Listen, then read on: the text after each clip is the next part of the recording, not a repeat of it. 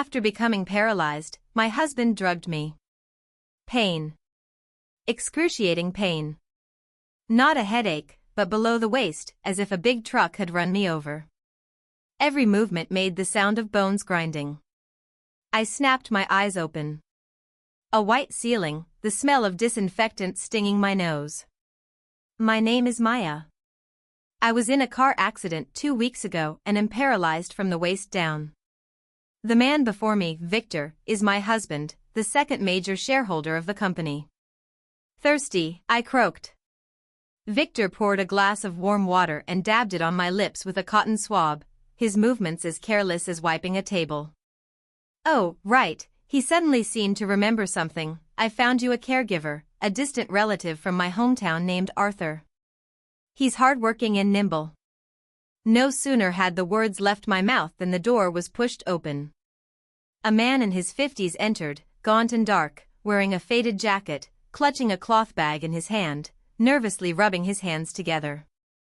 Maya, hello, I'm Arthur. His voice carried a heavy rural accent, and as he bent down, a frayed shirt collar peeked out. Victor patted his shoulder. Arthur, from now on, Maya's in your care. Feeding her, washing her, pushing the wheelchair, be attentive. Arthur nodded vigorously, like a pestle-pounding mortar. Don't worry, Victor, I'll do my best. I watched the hand Arthur used to tuck in my blanket corner, rough, knuckles prominent, dirt lodged under his nails. But when his fingertips brushed my ankle, he paused, an unnatural hesitation no ordinary person would have. Even stranger, when Victor handed him a glass of water, the two exchanged a swift, sharp glance. It was like they were exchanging some kind of signal. That night, I didn't dare to sleep. The numbness below my legs grew stronger as the anesthesia wore off, but my mind was unusually clear. At 1 a.m, the hospital room door was pushed open just a crack. Victor's voice was very low. Did you give her the medicine? Arthur's voice drifted in. Yes, she's sleeping deeply. She has to sign the papers next week. Victor clicked his tongue. I won't feel at ease until I have those shares in hand. That medicine, Arthur hesitated, isn't it too strong? Strong? Victor sneered. Once she signs, we'll say she had a depressive episode and stopped taking her meds on her own. Then, the company and all the money her dead mother left behind will be mine. Blood rushed to my head. A car accident? Paralysis? Depression? This was nothing but murder. I bit down hard on the pillow, stifling any sound, tears streaming from the corners of my eyes toward my ears. The love I remembered was a lie, the concern before me was a lie. These two men, one wanted my fortune, the other wanted my life. I slowly closed my eyes, my nails digging deep into my palms. It hurt. But this pain was nothing compared to the hatred in my heart. Early the next morning, Arthur came in carrying a bowl of porridge. Steam rose from the white porcelain bowl. He scooped a spoonful, blew on it to cool, and brought it to my lips. Maya, it's time to take your medicine. 2 white pills lay in the spoon. I caught a flicker of nervousness in his eyes, then suddenly turned my head, spilling the porridge onto the back of his hand. Hot. I screamed, my voice trembling and broken. I won't take it. I want to die. Arthur scrambled to wipe, and Victor happened to walk in, frowning. What's going on here? I don't want to live anymore. I screamed, deliberately messing up my hair. I'm paralyzed. I'm a useless cripple. What's the point of keeping me alive? Victor crouched down, his hand touching my face, his tone sickeningly gentle. Maya, be good, get treated properly, you'll get better. I yanked his hand away, my nails scratching the back of his hand, leaving a red mark. Get lost. Have you been hoping I'd end up paralyzed all along? Victor's face darkened for a moment, but quickly switched back to a smile. What nonsense are you talking? I'll go call the doctor right now. As he turned to leave, I saw him glare at Arthur. Arthur lowered his head, continuing to scoop porridge, but his hand was trembling. Good. They think I'm crazy. Then let them think that. Over the next few days, I ramped up my madness. When Arthur came to wash me, I deliberately splashed water on him. I snatched the rib soup Victor brought and poured it straight onto the floor. The most outrageous thing was yesterday, when he brought a young woman in a tight dress, claiming she was his secretary. Right in front of her, I peed. The warm liquid ran down my thigh, soaking the bedsheet. The secretary's face went pale, and she covered her mouth as she ran out. Victor's face turned as black as the bottom of a pot, but he still had to grit his teeth and call the nurse to change the sheets. "Maya, can't you be a little sensible?" he said through clenched teeth, lowering his voice. I looked at him and suddenly laughed, tears streaming down my face. "Victor, I'm a useless person now. Isn't it embarrassing for you to have married a useless person?" He said nothing and slammed the door as he left. Arthur stood nearby, his eyes full of complicated emotions as he looked at me. I glanced at him and kept pretending to be crazy. "What are you staring at? Hurry up and change my pants. Do you want me to stink to death?" He uttered an "oh," then turned to fetch a clean diaper. I stared at his back, a cold sneer forming in my heart. "Want me to sign? Want me dead? Not that easy. This body may be paralyzed, but my brain, Maya's brain, is far from it." In the afternoon, Arthur pushed me for a walk down the corridor. His phone rang, and he stepped to the window to answer, his voice low and hushed. I pricked up my ears to listen. Wednesday afternoon. West City Cafe. Yes, she's really out of it now, easily fooled with a few sweet words. West City Cafe. I searched my memory. That was the place Victor used to take the original owner often, a window seat with a view of the river. But in the past 6 months, he hadn't been there even once. Arthur hung up, a trace of relief on his face, then turned to me with a smile. "Maya, the weather's nice tomorrow. Want to go to the park?" I tilted my head and clapped like an idiot. All right, I want to see the pigeons." The wariness in his eyes eased a little. So easy to fool. Back in the ward, Arthur brought porridge again, mixed with those 2 white pills. "Take the medicine and rest a bit, you'll feel better this afternoon," he said as if it were true. I opened my mouth, letting him feed me the pills, then pretended to swallow, though my throat didn't move at all. When he turned to wash the dishes, I quietly turned to the side, mustering all my strength to lift my head and spit the pills into my palm. Then I lifted the bedsheet and slipped them into the urine bag under the bed. The plastic bag bulged slightly where the pills pressed against it. This was already the 5th day. They thought I was taking the medicine every day, thought I was getting dumber by the hour. But they didn't know, I was waiting for a chance. A chance to expose their true colors. Wednesday afternoon, a cafe in the west of the city. I want to see what Victor is up to there. I lie in bed, staring at the 4 drip hanging from the ceiling. The liquid drips drop by drop, like a countdown. "Victor, Arthur. What you owe the original owner, what you owe me, I will take it all back, bit by bit. Just wait." Victor came as soon as I opened my eyes Tuesday morning. He carried a fruit basket in his hand, smiling as he said, "Maya, you look good today." I deliberately blinked, drool trickling down the corner of my mouth. Arthur quickly handed me a tissue, whispering, "Victor, Maya slept well last night, the medicine is working." Victor glanced at the empty bowl on the bedside table, that was the bird's nest soup with the added ingredients from last night. A flicker of pride flashed in his eyes as he came over and patted my head. "Good girl. Once you're feeling better, we'll go home." Go home?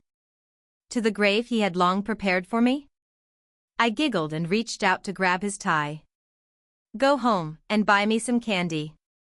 Victor stumbled back a step from my pull, his smile nearly faltering. "All right, I'll get you the biggest candy." He pried my hand away, his tone laced with disgust. Arthur stepped in to smooth things over. "Victor, if you're busy, you can head back first. I'm here with her." Victor grunted in agreement, then turned but called back, "I have something to do tomorrow afternoon. Let Arthur take you to the west side of town to look around. I heard there's a new dessert shop. My heart skipped a beat. So it was true. He really wanted to send me away. I clapped my hands excitedly. Desserts. I want to eat strawberry cake. After Victor left, Arthur tidied up the fruit basket and quietly tossed the rotten apples into the trash. I stared at his back and asked, Arthur, have you ever been to the cafe in the west of town? He paused, then turned around with a stiff expression. No, I haven't. I've heard it's a fancy place. I want to go, I said suddenly. Arthur was stunned. Weren't we going to the dessert shop? No. I started throwing a tantrum, slapping the wheelchair armrest. I want to go to the cafe. I want to sit by the window and watch the boats. Victor used to take me there all the time. Arthur nervously rubbed his hands together. Maya, don't make a fuss. Victor said. Are you not listening to me? I glared at him, stiffening my neck. Are you in cahoots with him? The moment I said that, Arthur's face went pale. He hurriedly waved his hands. No. I'm listening to you, Maya. We'll go to the cafe tomorrow. That was exactly the reaction I wanted. In the afternoon, during rehab training, the nurse came in to change the bedsheets. While Arthur went to fetch water, I quietly said to the nurse, I have something in my pocket. Could you help me tuck it under the pillow? The nurse hesitated for a moment and glanced toward the door. I quickly squeezed out tears. It's a ring Victor gave me. I'm afraid I'll lose it. The nurse sighed and reached into the pocket of my hospital gown, pulling out something. It was an old photo I had secretly taken from Arthur's bag yesterday when he wasn't paying attention. The photo showed an old man in factory uniform, holding a young Arthur, with the old factory gate in the background. That old man, I had seen him in the original owner's memories. He was the original owner's grandfather, long deceased. Arthur knows my grandfather? Then why is he helping Victor? Just as the nurse slipped the photo in, Arthur pushed the door open. He saw my pillow move slightly, and his expression changed instantly. Maya, what were you just saying to the nurse? He walked over, his hand unconsciously reaching toward his waistband. I quickly lifted the pillow, revealing the stuffed toy underneath. I asked the nurse to help me put the little bear away. Arthur stared at the bear for a long moment before slowly withdrawing his hand. He turned to wash some fruit, his back looking a bit stiff. That evening, Victor came again. This time he brought his secretary, the one in the tight skirt from before. The secretary held some documents, smiling brightly as she said, Maya, this is the group's new cooperation plan. You just need to sign. I glanced at the document's heading. It wasn't a cooperation plan at all, but a supplementary agreement for a share transfer. Victor chimed in beside her, Maya, just sign it. We're all on the same side, you won't lose out. I suddenly grabbed the documents and threw them to the floor, screaming as I pounded on the wheelchair, I won't sign. This isn't my signature. You are all liars. The secretary recoiled in fear. Victor's face darkened completely, and he growled, Maya, don't be shameless. I won't sign. I cried even louder. Are you trying to kill me? He probably feared the nurse overhearing, so he took a deep breath and put on a smile again. All right, no signing. Just stop making a scene. After saying that, he dragged the secretary away, and as they left, he kicked the wall hard. The moment the door shut, my crying stopped abruptly. Arthur stood in the corner, his expression complicated as he looked at me. What are you staring at? I asked coldly. He opened his mouth, seemed about to say something, but swallowed it back, then crouched down to pick up the documents. Suddenly, I noticed that as he picked up the papers, his sleeve had rolled up. There was a scar on his wrist, as if it had been burned by something. The iron stove at the old factory gate in the photo looked somewhat similar. I didn't sleep that night. My mind kept turning over those fragments. Grandfather's photo. The burned scars. The appointment at Victor's cafe. And every time Arthur mentioned West City, a flash of hatred flickered in his eyes. Just before dawn, I finally understood. Arthur was never really on Victor's side. He was deliberately bought by Victor. He was waiting for an opportunity. An opportunity to completely nail Victor. And I was that opportunity. In the morning, Arthur came to wheel me to wash up. Suddenly, I said, "Arthur, when you go to the cafe today, bring me a piece of osmanthus cake." He paused. "Maya likes this?" "My grandfather used to always buy them for me," I said, staring into his eyes. He said the old brand in the west of the city was the most authentic. Arthur's Adam's apple bobbed, his voice a little hoarse. "All right." When he turned to grab a towel, I saw him secretly wipe his face. "It's done." I took out the voice recorder hidden under my pillow. Nurse Wang had slipped it in for me yesterday. The original owner used it for meetings. It was very small and could record for 10 hours. I stuffed it into the fabric pocket on the wheelchair armrest. The zipper closed gently. Wednesday afternoon. The sunlight was just right. Arthur pushed me westward through the city. When we passed the bus stop, he took a call. It was Victor. "Where are you?" Victor's voice came through the receiver, a bit loud. "Almost at the cafe," Arthur said. "Keep her waiting outside, don't let her cause trouble inside." "Got it." After hanging up, Arthur's face darkened as if it were about to rain. I deliberately said, "Arthur, I want to go inside and sit for a while, it's windy out here." He gritted his teeth. "Fine." As the wheelchair rolled into the cafe, I saw Victor by the window, holding his secretary close and kissing her. The diamond necklace around the secretary's neck made my eyes ache. That was an heirloom left to me by my mother. I burst into tears with a loud wah, my voice even louder than yesterday in the hospital room. Victor suddenly looked up, saw us, and his face instantly went pale. He pushed past his secretary and rushed over, stretching out his hand stiffly, trying to cover my mouth. "Maya, listen to me." Just as his hand was about to touch me, Arthur suddenly pulled the wheelchair to the side. Victor missed and nearly fell. Arthur took something off his belt. It was a shiny, polished voice recorder, exactly like the one I had hidden in the armrest. He pressed the play button. Victor's dark, gloomy voice exploded through the cafe. "Arthur, increase the dose by a spoonful tomorrow. Once she signs, just say she's having a depressive episode." The entire cafe fell silent. Everyone's eyes were fixed on Victor. His face shifted from white to green, then to purple. His hand trembling as he pointed at Arthur. You fucking." Arthur's eyes were red-rimmed as he stared at him intently. Then, he spoke the words that sent a shiver through me. "Victor, do you really think I don't know you tampered with Maya's brakes?" Victor, like a dog with its tail stepped on, lunged suddenly to grab the voice recorder. Arthur was ready, dodging to the side. The recorder was still playing. It was a conversation between Victor and an unknown man. "Just cut the brake line halfway, make it look like an accident, 50,000, not a cent less." Everyone in the cafe stood up. Someone pulled out their phone to record. The secretary's face went pale with fear as she tried to slip toward the door. Arthur was quick and grabbed her arm. "Secretary, where do you think you're going?"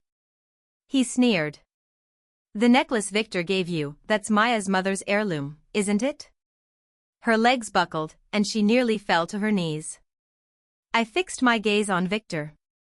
The car accident wasn't an accident after all. It was murder. When Victor saw he couldn't escape, his expression suddenly changed. He dropped to his knees before me with a thud, slapping himself across the face. "Maya, I was wrong. I was blinded by greed." He wept, tears streaming down his face. "It was the secretary who seduced me. She was the one who urged me to take the money." The secretary screamed, "Victor, you're talking nonsense." You were the one who said Maya was useless because she was paralyzed. Shut up. Victor glared with bloodshot eyes. If it weren't for your vanity, I wouldn't have ended up like this. The two of them started fighting on the spot. Their hair was tangled like a bird's nest, and 2 buttons popped off their clothes. Watching this farce unfold before me, my stomach churned. Arthur pushed the wheelchair back a few steps. Stop pretending. His voice was low but sharp as an ice pick. Victor, do you really think the brake incident alone is enough to convict you? Victor and the secretary both stopped. They stared blankly at Arthur. Arthur pulled out a brown paper envelope from the cloth bag. He dumped out a stack of photos. All of them showed Victor and the secretary hugging and cuddling in the office. There were also bank statements showing him secretly transferring company funds. The very last photo was of him with the driver involved in the accident. These should be more than enough for you. Arthur slammed the photos down in front of Victor. Victor's face went completely pale. Suddenly, he lunged toward the door like a madman. I can't go to jail. I can't. Just as he reached the door, 2 people in police uniforms blocked him. They were the police. Arthur had already called them. As Victor was pinned to the ground, he kept shouting, Arthur, you're out to get me. You won't get away with this. Arthur ignored him, crouched down, and picked up the photos. He handed them to the police and then pointed at the still trembling secretary. And her, too, colluding to embezzle company funds. The police took out handcuffs and clicked them around the secretary's wrists. The people in the cafe applauded. Someone held up their phone and said, scumbags like this deserve to be locked up. I watched Victor being taken away, but I felt no satisfaction. Only a cold emptiness. The man who once ran all over town to buy porridge when I was sick. How did he become like this? Arthur pushed me toward the exit. Passing the bar, the owner's wife handed me a cup of warm water. Miss, it's okay now. She sighed, men like that aren't worth it. I took the cup, my fingertips trembling. Just as I stepped out of the cafe, I saw a black car parked by the roadside. The window rolled down. An elderly man with graying hair sat in the back seat. It was my father. Why was he here? My nose stung, and tears nearly fell. Arthur pushed me to the car. My father opened the door and got out, his leg limping, walking with a noticeable limp. He saw me, his lips trembling, unable to speak for a long time. Dad. I choked out. Suddenly, tears streamed down my father's face as he grabbed my hand. Maya, I'm sorry. Arthur said beside us, Maya, actually your dad has been staying in the room next door. I was stunned. The room next door? My dad wiped his face, his voice hoarse. The day you had the accident, I rushed here from our hometown. I was afraid Victor would get suspicious, so I had Arthur pretend to be bribed by him. All these days, I've been listening to everything from the next room. Several times I wanted to rush in, but Arthur stopped me. Only then did I understand why Arthur always managed to produce evidence at just the right moment. Why he knew so many of Victor's secrets. It turned out my dad had been watching from behind the scenes all along. He's not neglecting me. He's protecting me in his own way. Arthur pushed the wheelchair in front of my dad. Old factory director, I've finally lived up to your trust. He bowed to my dad. My dad patted his shoulder, his eyes red-rimmed. Arthur, thank you. Arthur smiled, showing 2 rows of yellow teeth. It's nothing. If it weren't for you back then, I would have starved to death long ago. That's when I noticed the scar on Arthur's wrist. It was exactly the same shape as the iron furnace in the old factory my dad took me to when I was a child. So they had known each other for a long time. Arthur was my dad's old subordinate. My dad was the factory director when he was young, and Arthur was an apprentice there. When the factory caught fire, it was my dad who rushed into the flames to save him. The scar on his wrist was left from that time. Then why did you help Victor give me medicine? I suddenly asked Arthur. Arthur scratched his head, a bit embarrassed. I swapped those pills for vitamins. He pulled a small bottle out of his pocket. I was afraid Victor would get suspicious, so I put on a show for you every day. I was stunned. No wonder I felt better and better even though I was taking medicine every day. So that's how it was. My dad sighed. It was me who told him to do that. That kid Victor, he had his eyes on your shares from the very beginning. When your mom passed, she made me promise to look after you. He trailed off, unable to continue. I looked at the white hairs at my dad's temples. Looked at his lame leg, the one injured when he saved Arthur back then. My heart felt like something was blocking it. An indescribable ache. Arthur pushed me toward the hospital. The setting sun stretched our shadows long. My dad followed beside us, glancing at me from time to time. As we neared the hospital entrance, I suddenly called out to Arthur. Arthur, there's something I don't understand. He stopped in his tracks. How do you know Victor tampered with the brakes? Arthur's expression darkened. He glanced around cautiously and lowered his voice. Because the driver who caused the accident is my distant nephew. My eyes widened in shock. Arthur's voice carried a hint of pain. He owed gambling debts, and Victor caught him in a bind. After the plan succeeded, Victor gave him 100,000 yuan. That reckless kid took the money and ran, but I had someone track him down. He's already turned himself in and confessed everything. So there was this layer of connection after all. No wonder Arthur knew the details so clearly. My heart was a tangle of emotions. Arthur, to help my father, even reported his own nephew. That kind of loyalty was profound. Back at the hospital. The nurse came to change my dressing. She said Victor's lawyer had just been by, wanting to talk settlement. Offering me 2 million to drop the lawsuit. I sneered coldly. 2 million? As if that could make up for what he did? In your dreams. Arthur said, Maya, don't worry.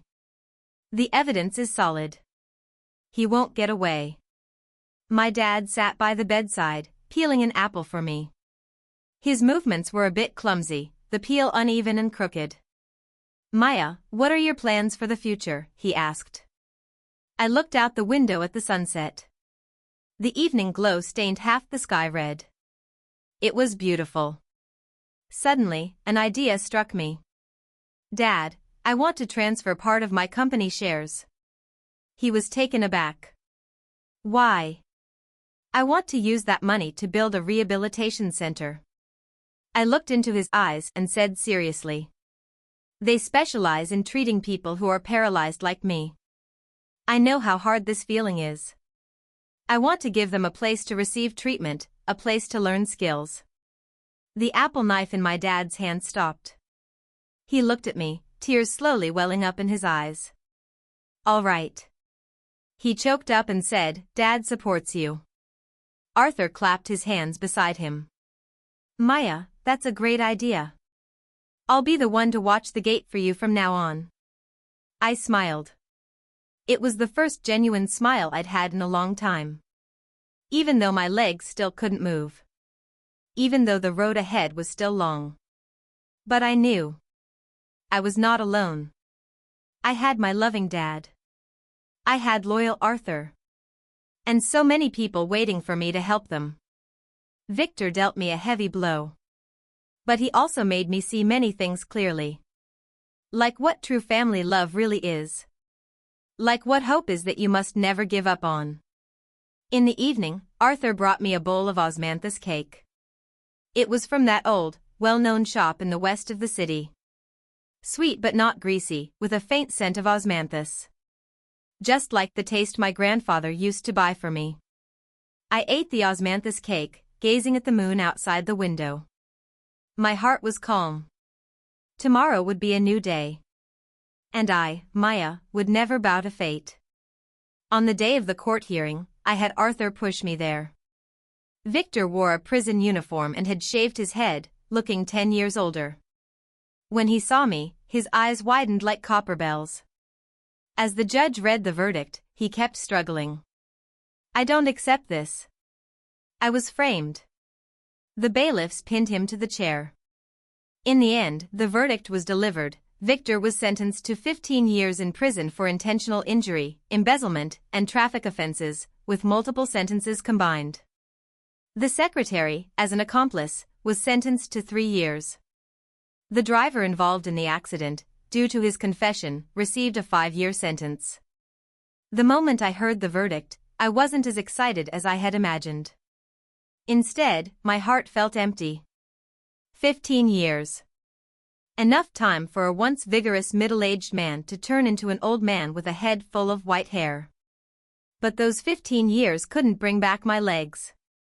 Arthur said beside me, "Serves him right." My dad sighed but said nothing. We walked out of the courthouse. The sunlight was a bit harsh. My dad said, "Maya, let's get something to eat. You didn't eat much this morning." I nodded. We went to a nearby noodle shop. My dad ordered me a bowl of wontons. Arthur got a bowl of beef noodles and ate with loud slurps. I stared at the wontons in my bowl, suddenly losing my appetite. "Dad, what about the company?" I asked. My dad put down his chopsticks. "I've already asked your uncle to keep an eye on things. He was your grandfather's old subordinate, trustworthy. Once you're feeling better, you can go back and check." I shook my head. "I don't want to go back." My dad was taken aback for a moment. "That place holds too many bad memories," I said softly. My dad fell silent. After a while, he said, "All right then, if you don't want to go back, you don't have to. Your dad can support you." My nose tingled, and tears almost fell. Arthur said beside me, "Maya, didn't you want to build a rehabilitation center?" "I think that's a great idea. There's an abandoned school near my hometown, the site is quite large, and the rent is cheap." My eyes lit up. "Really?" Arthur nodded. "I've already asked around, and we can rent it next month. I'll keep an eye on the renovations to make sure it's sturdy and affordable." My dad smiled too. "Great, if you need money, just tell me. I still have some savings." I looked at them, feeling warm inside. So this is what it feels like to be supported. It's such a good feeling. Back at the hospital, the nurse brought a new rehabilitation plan. "Maya, your recovery is better than expected," she said with a smile. "Keep it up for a few more months, and you might be able to stand." A flicker of hope stirred in my heart. Could I really stand up? The nurse patted my shoulder. "Keep going, I believe in you." From then on, I threw myself into intense rehab training, waking up every day at 6 in the morning. Arthur helped massage my leg muscles.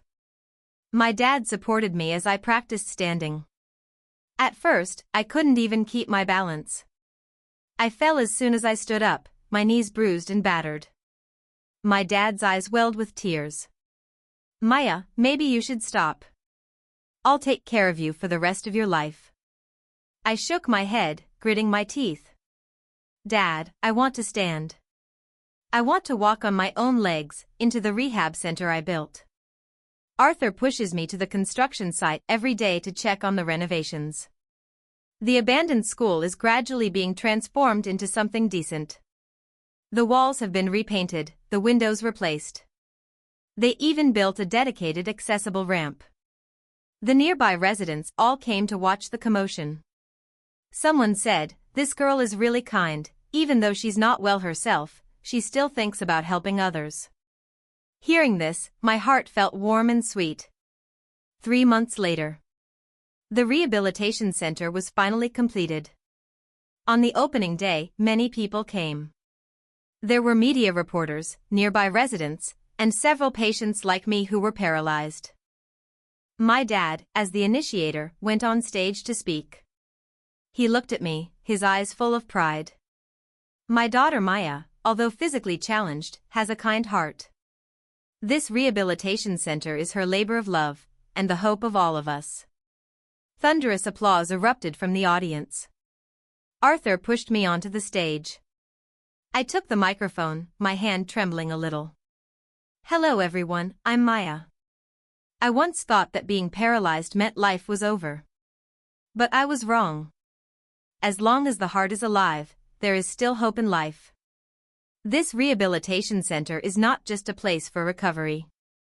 It's meant to tell everyone that even if our bodies are limited, we can still live with dignity and value. Applause broke out again from the audience. An aunt wiped her tears and said, "Young lady, you spoke so well." That day, I tried for the first time to walk a few steps down the corridor of the rehabilitation center with crutches. Although I walked unsteadily, like a child just learning to walk, every step was firm. My dad and Arthur followed behind me, their palms sweating nervously, afraid I might fall. After walking more than 10 meters, I stopped, turned around, and smiled at them. "Look, I can walk now." My dad's eyes were red. Arthur wiped his face and smiled, saying, "Good. Good." The days at the rehabilitation center were busy yet fulfilling. Every day, many patients came for therapy. We trained together, chatted together. Some had lost both legs but could paint beautiful pictures with their hands. Some couldn't hear a sound but could dance movingly. They made me realize that physical disability is never a reason to give up. Half a year later, I was already able to walk slowly with a cane. The nurse said if I kept at it for another year, I might be able to ditch the cane altogether. That afternoon, I was organizing documents in the office. Arthur pushed the door open and came in, holding an envelope. "Maya, this was sent by Victor through his lawyer." I paused for a moment, then took the envelope. Inside was a bank card and a letter. The handwriting on the letter was shaky. "Maya, I'm sorry. I know I was wrong, but it's too late now. There's 500,000 in this card, the last of my money. Consider it my compensation to you. I hope you live well, better than I did." I clenched the bank card in my hand, my heart a tangle of emotions. 500,000. Is he only regretting it now? Arthur said, "Why don't we donate the money to the rehabilitation center?" I thought for a moment and nodded. "Yes, let's just say it's a small good deed he did for these patients." That night, I had a dream. I dreamed that I could run. On the lawn of the rehabilitation center, running swiftly. My dad and Arthur were standing nearby, laughing and applauding. The other patients ran alongside me. The sunlight bathed us warmly. When I woke up, tears had soaked my pillow. But I was smiling. Because I knew, this dream would come true one day. Another year passed. The rehabilitation center had already helped over 200 disabled people. Some learned computer skills and found jobs. Some started families and lived happily. I finally threw away my crutches. Although I still walked with a slight limp, I could walk on my own. That day, Arthur pushed my dad to the center. My dad's leg had improved a lot, he no longer needed a wheelchair. The three of us sat on the lawn, basking in the sun. Arthur said, "Maya, you're starting to resemble your grandfather more and more." My dad laughed, yes, kind-hearted and persistent. I looked at them, my heart filled with gratitude. Without them, I might have been killed by Victor long ago. It was they who gave me a second chance at life. The sun was setting, golden light spilling over the sign of the rehabilitation center. It read, "Home of Rebirth." That's the name I chose. Not just a rebirth of the body, but a rebirth of the soul. I know the road ahead is still long. There will be many challenges. But I am not afraid. Because I am not fighting alone. I have my loving family. Trusted friends. And a group of companions, just like me, striving to live fully. Victor behaved well in prison and earned a sentence reduction. I heard he learned a trade inside and plans to start anew once he's out. I think that's good. Everyone makes mistakes in life. What matters is recognizing them and being able to change. Just like me. I once thought my life was over. But unexpectedly, from the ruins, I was able to rebuild a castle of my own. And this castle is filled with love and hope. That's enough.